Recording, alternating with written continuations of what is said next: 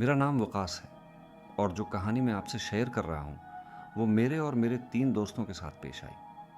اسلام آباد سے ہم 4 دوست احمد، زبیر، علی اور میں سوادہ جانے کے لیے روانہ ہوئے۔ راستے میں ایک شارٹ کٹ دکھا گوگل میپ پر۔ علی نے کہا ادھر سے چلتے ہیں، یہ راستہ ویران سا تھا۔ ہم ایک پرانے گاؤں میں پہنچے، سنسان خاموش جیسے کوئی نہ رہتا ہو۔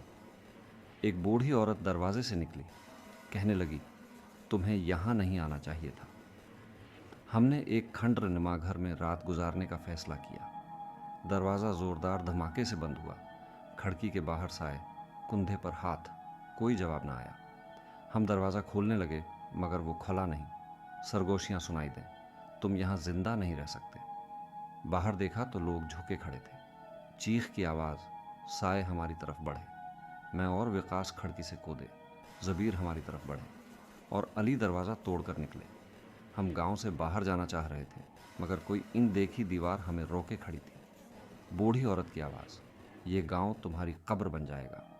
کنویں سے سیاہ دھواں نکلا، سرگوشیاں، سردی۔ زبیر اچانک غائب ہو گیا۔ کنویں کے قریب لکھا تھا جو روشنی لائے گا زندہ رہے گا۔ ہم نے لائٹر کنویں میں پھینکا، دھماکے ہوا، سب کچھ غائب ہو گیا۔ جب ہوش آیا ہم سڑک پر تھے، گاڑی وہیں کھڑی تھی۔ ہم سمجھے یہ خواب تھا، لیکن پھر موبائل پر ایک پیغام آیا، زبیر ہے، یہاں قید ہے، اگر بچا سکتے ہو تو واپس آ جاؤ۔ ہم واپس گاؤں آئے۔ اس بار گاؤں میں سرخ روشنی تھی، ہوا ٹھنڈی، سرگوشیاں، درختوں کے سائے۔ بوڑھی عورت پھر ملی، ہم واپس گاؤں آئے۔ کہنے لگی اب واپسی ممکن نہیں۔ ہم نے پوچھا زبیر کہاں ہے؟ وہ ہنسی، بولی میں زندہ نہیں ہوں۔ اس نے ایک جھونپڑی کی طرف اشارہ کیا۔ زبیر وہاں بے ہوشی کی حالت میں پڑا تھا۔ ہم نے اس کا ہاتھ پکڑا، وہ سرد تھا۔ پھر ہم تینوں چیخے، روشنی کی طرف دوڑے۔ کہانی ختم ہوئی یا نہیں یہ ہمیں آج تک نہیں معلوم، مگر وہ پیغام، زبیر کو ہم واقعی واپس لا پائے یا نہیں۔ میرا نام سلمان ہے۔ میں ایک کمپنی میں کام کرتا ہوں جس میں مجھے مختلف وزٹ کرنا پڑتا ہے۔ روزانہ جگہیں بدلتی رہتی تھیں۔ کچھ عرصہ پہلے میں ناردرن کا انچارج تھا۔ پاکستان کے علاقے، اس لیے مجھے کبھی گلگت بلتستان، کبھی کوہستان، کبھی شانگلہ جانا پڑتا تھا اور کبھی چترال۔ یہ کہانی خاص طور پر چترال کی ہے۔ میں اسلام آباد سے اپنی گاڑی میں کام کے لیے چترال کے لیے روانہ ہوا۔ دسمبر کا مہینہ تھا اور نیا سال قریب تھا۔ میں شام کو وہاں پہنچا اور ایک ہوٹل میں چیک ان کیا۔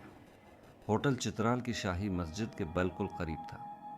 یہ سفر 4 راتوں کا تھا، اس لیے میں نے 4 راتوں کے لیے بکنگ کرائی۔ چونکہ دسمبر کا مہینہ تھا اور چترال میں اس وقت سیاح نہیں آتے، میں ہوٹل میں آنے والا پہلا مہمان تھا۔ میں نے چیک ان کیا اور کھانے پینے کے لیے چترال کے بازار گیا۔ ہلکی ہلکی بارش ہو رہی تھی اور برف باری کے بھی امکانات تھے۔ واپس آ کر ہوٹل کے مینیجر سے بات چیت کی اور کمرے میں آ گیا۔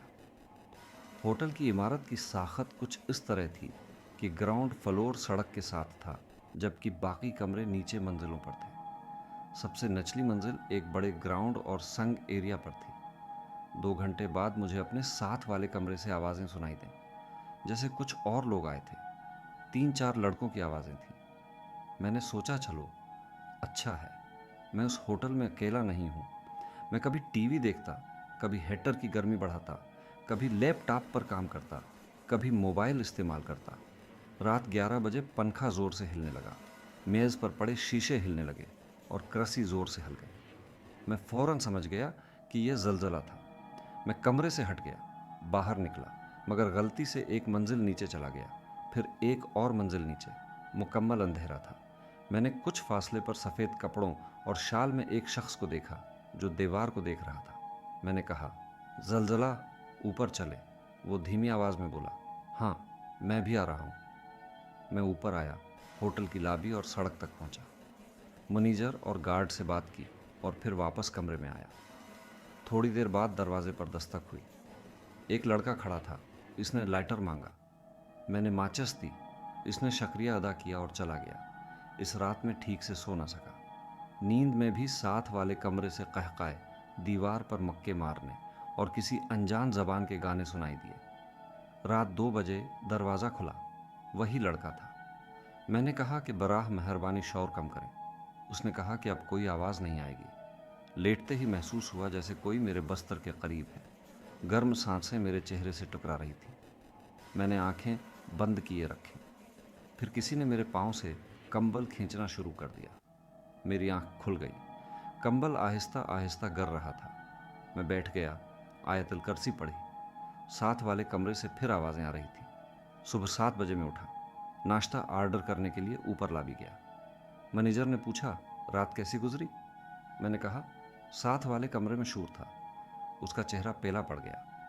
कहने लगा, सर, होटल में आपके अलावा कोई मेहमान नहीं है। मैं दंग रह गया।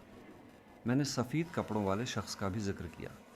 मैनेजर ने कहा, कुल रात सिर्फ आप और चौकीदार थे। मैंने एक रात का बल दिया और होटल बदल लिया।